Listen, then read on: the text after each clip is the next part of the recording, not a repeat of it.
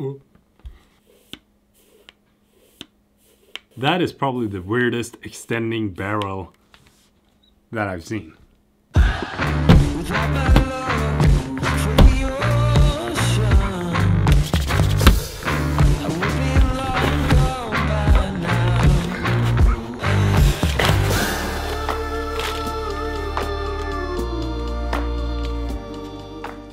Personally, I'm a big fan of this lens. This is one of my absolute favorite lenses that I use almost all the time when I'm shooting my own videos here at the office, my vlogs and everything like that. And I gotta say, you know, I really like this lens. I think it's so versatile. The 16-35 focal range is really good.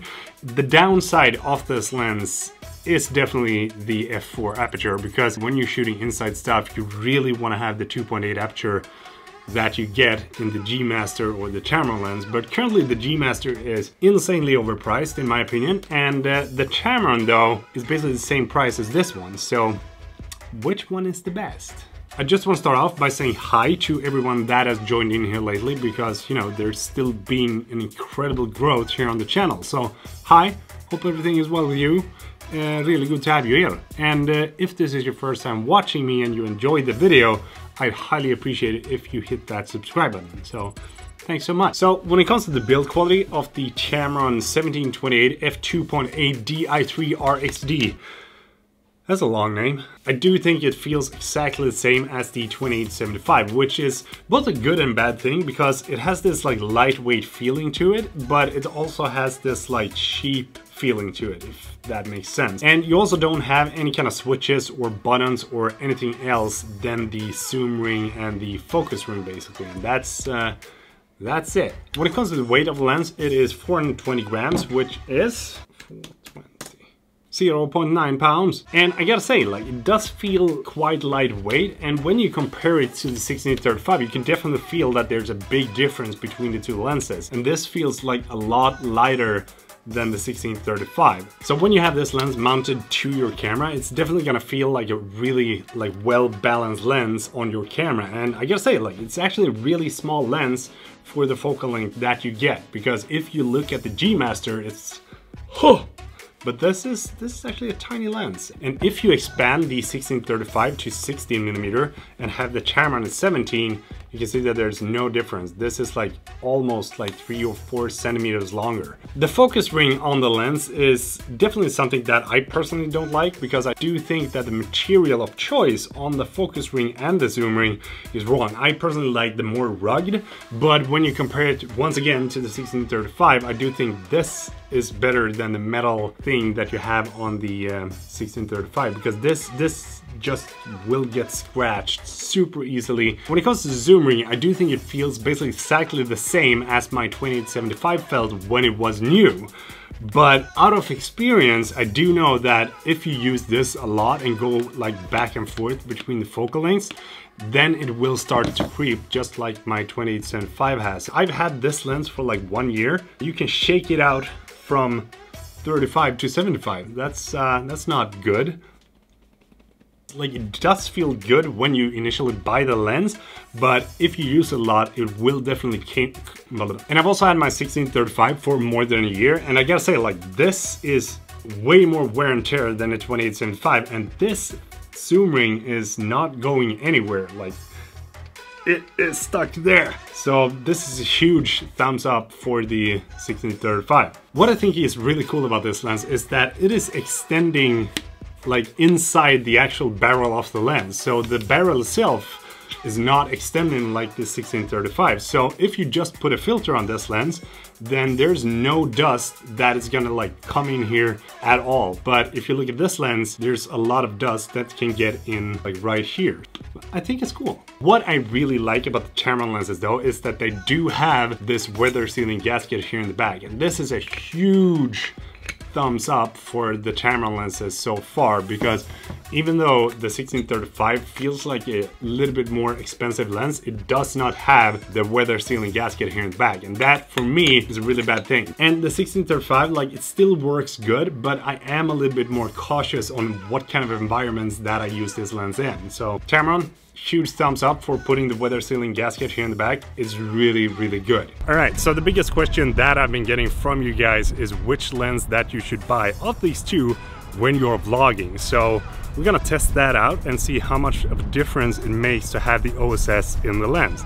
So this is the 16-35 f4 with OSS, and this is the Tamron 17-28 f2.8 without the OSS and only using the IBIS in the camera. So let's see how big of a difference it actually is. Let's walk down here. I'm currently shooting this in shutter priority as well, so I'm not doing anything. The cameras are adjusting everything by themselves. So let's see which lens that performs the best. I'm also not using any ND filters because I didn't want the image quality to suffer.